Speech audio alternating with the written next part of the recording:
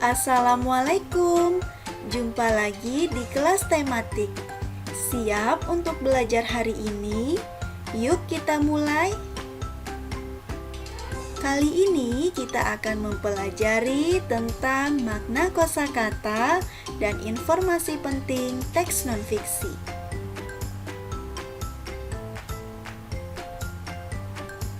Tujuan pembelajaran kali ini yaitu yang pertama, siswa mampu menemukan makna kosakata pada teks non-fiksi. Yang kedua, siswa mampu menemukan informasi penting pada teks non-fiksi. Pelajaran membuat peta pikiran ini melatih kita untuk berpikir terstruktur dan sistematis. Kita diajarkan dan berlatih untuk menemukan informasi yang benar-benar penting dari sekian banyak informasi yang ada, dan kemudian menyajikannya secara sistematis dan terstruktur dalam bentuk bagan. Hal ini akan membantu kita untuk bisa memahami secara utuh isi dari sebuah teks dan sebuah kejadian. Allah Subhanahu wa Ta'ala berfirman dalam Quran Surat Al-Anbiya ayat 7. Tanyakanlah kepada orang yang berilmu jika kamu tidak mengetahui. Ayat ini mengingatkan kita untuk mencari informasi penting dari sumber yang tepat. Hal ini untuk memastikan informasi yang kita peroleh adalah informasi yang benar dan dapat dipertanggungjawabkan.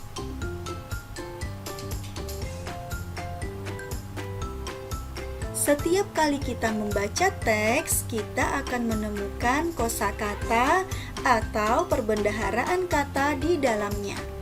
Untuk mengetahui makna kosakata tersebut, kita dapat mencarinya dalam Kamus Besar Bahasa Indonesia. Semakin banyak kita membaca, maka akan semakin banyak pula wawasan yang kita dapatkan.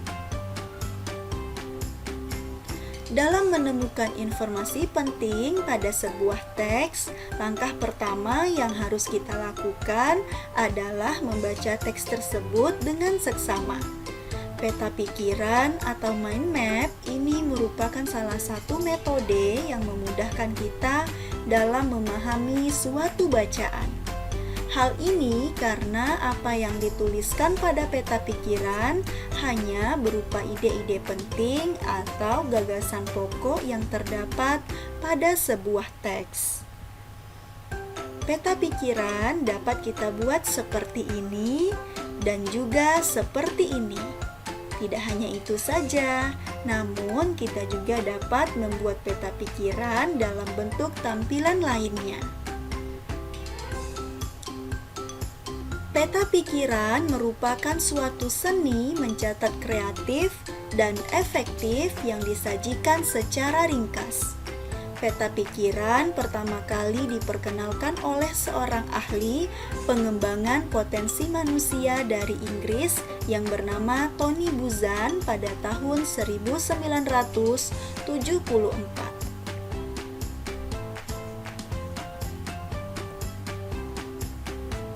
Beberapa langkah yang harus dilakukan dalam membuat peta pikiran.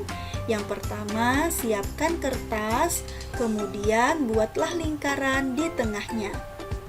Yang kedua, tulislah gagasan utama di tengah lingkaran tersebut.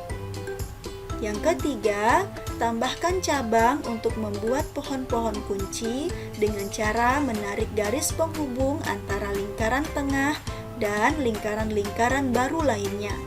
Gunakan alat tulis yang berbeda-beda warna agar hasil terlihat lebih menarik. Yang keempat, tulislah kata kunci pada setiap cabangnya atau lingkarannya. Dan yang kelima, kemudian kembangkanlah dengan ranting yang berisi gagasan-gagasan penting. Selain itu, untuk memudahkan saat membuat peta pikiran, antum juga dapat membuat daftar pertanyaan terlebih dahulu yang nantinya akan membantu menemukan informasi dalam teks. Antum bisa menggunakan kata tanya apa, siapa, di mana, kapan, bagaimana, dan mengapa. Kata tanya dan kalimat tanya merupakan dua hal yang tidak dapat dipisahkan, karena keduanya selalu beriringan dan sejalan. Kata tanya tidak dapat berdiri sendiri tanpa diikuti oleh kalimat tanya. Begitupun dengan kalimat tanya, yang tidak akan bermakna bila mengajukan pertanyaan tanpa kata tanya di dalamnya. Mari kita lihat kata tanya beserta contohnya. Kata tanya apa? Contohnya, apa yang dimaksud dengan ekosistem? Kata tanya siapa? Contohnya, siapa yang harus bertanggung jawab dengan keseimbangan ekosistem? Kata tanya di mana? Contohnya, di mana ekosistem air tawar berada? Kata tanya kapan? Contohnya, kapan terjadinya perubahan ekosistem? Kata tanya mengapa? Contohnya, mengapa ekosistem harus kita jaga? Dan kata tanya bagaimana? Contohnya, bagaimana cara kita menjaga ekosistem? Mudah bukan Ananda? Dan sebelumnya kita juga sudah mempelajari cara menggunakan kata tanya. Yuk kita lihat contohnya untuk menemukan informasi penting dan membuat peta pikiran. Penemuan mobil. Penemuan mobil itu dimulai dengan usaha seorang Austria yaitu S. Marcus tahun 1875 untuk dapat menghasilkan mesin pada gas pertama. Faktanya, sistem dari mesin gas juga merupakan sebuah hasil dari serangkaian ide yang akan dikembangkan sebelum Marcus. Namun tetap saja, Marcus yang akan mengumpulkan penemuan tersebut dan menghubungkan berbagai rangkaian mesin gas ke kendaraan untuk yang pertama kalinya, sehingga dia dapat berjalan tanpa dengan bantuan tarikan dari kuda. Sejak saat itu, mobil menjadi sebuah penemuan. 30 tahun kemudian, setelah adanya serangkaian kontribusi yang banyak, serta pengembang lain yang membantu di dalam memperbaiki mobil, sebuah mobil mampu mencapai bentuk yang dapat untuk digunakan sebagai sarana transportasi yang cukup nyaman bagi orang-orang. Bentuk dari mobil seperti itu yang akan mendapatkan hak paten dari negara Amerika Serikat di tahun 1911. Dapat juga digambarkan sebagai awal dari sebuah kendaraan yang saat ini akan menjadi sebuah alat paling penting di dalam kehidupan manusia. Mari kita menemukan informasi dengan menggunakan kata tanya.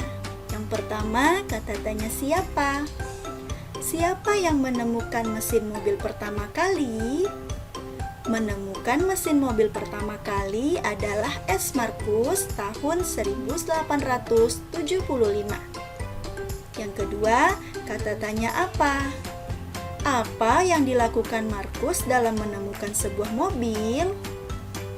Yang dilakukan Marcus dalam menemukan sebuah mobil adalah mengumpulkan penemuan tersebut dan menghubungkan berbagai rangkaian mesin gas ke kendaraan. Yang ketiga, kata tanya kapan? Kapan transportasi tersebut mendapatkan hak paten dari negara Amerika Serikat? Transportasi tersebut mendapatkan hak paten dari negara Amerika Serikat di tahun 1911.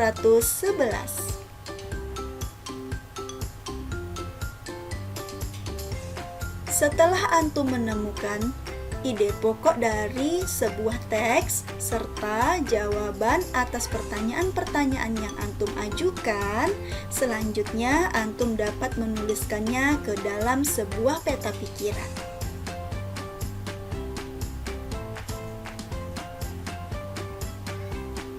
Nah, peta pikiran ini yang bisa kita buat untuk teks penemuan mobil tadi. Maka gagasan utama atau ide pokok dari teks tadi yang pertama, menemukan mesin mobil pertama kali adalah S. Markus tahun 1875. Yang kedua, yang dilakukan Markus dalam menemukan sebuah mobil adalah mengumpulkan penemuan tersebut dan menghubungkan berbagai rangkaian mesin gas ke kendaraan. Dan yang ketiga, transportasi tersebut mendapatkan hak paten dari negara Amerika Serikat di tahun 1911. Bagaimana Ananda? Mudah bukan untuk membuat peta pikiran?